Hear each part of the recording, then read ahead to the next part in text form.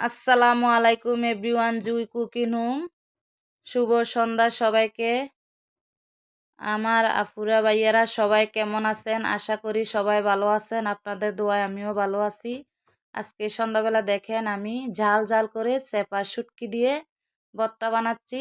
ধনিয়া পাতা কাঁচামরিচ দিয়ে সুন্দর করে দেখেন ভর্তাটা আমি পাটাতে বেটে নিচ্ছি। বেটে পরিবেশন করে আপনাদেরকে সবাইকে দেখাবো। তারপরে ওইখানে দেখেন আমি চিতই পিঠার আটা সুন্দর করে গুলে নিছি।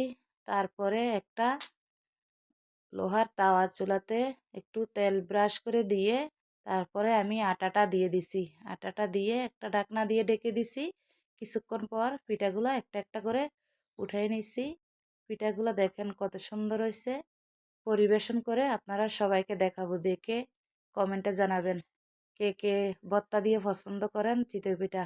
কমেন্টে জানাবেন, লাইক কমেন্ট শেয়ার করবেন, ফলো দিয়ে পাশে থাকবেন। আসসালামু আলাইকুম।